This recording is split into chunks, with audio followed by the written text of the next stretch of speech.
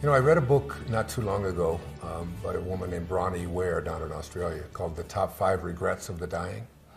And she was a hospice nurse who worked with the dying people and talked to them.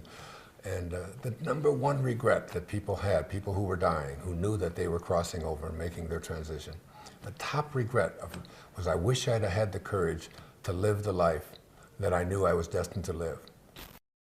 In other words, that I had a purpose, that I knew that there was something greater that I came here to do, that I signed up for something other than just to fit in and to go along and to follow somebody else's rules.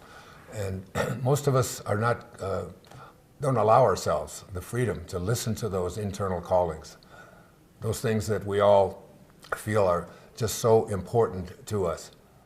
I can give you two examples of the two most significant moments in my life that I can think of, other than the birth of my children and all those wonderful things that took place. But I went to my father's grave in 1974, a man that I just hated. I was filled with rage and antipathy and anger towards.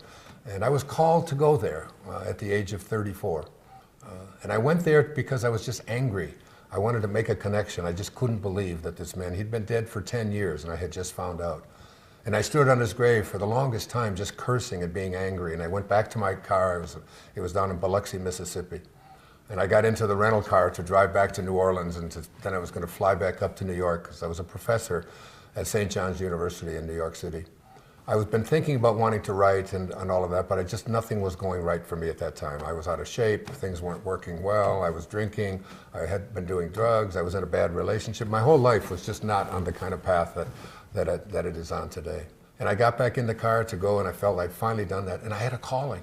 I was called back by some invisible intelligence, some burning desire, something that we call light, something that we call the impersonal part of us that is always directing us, and it's always directing you as well. You're listening to it sometimes. Most of the time we ignore it in the name of fitting in or doing what I don't have time, or I'm too old, or I'm too fat, or I'm too skinny, or I'm too white, or I'm too black, or I'm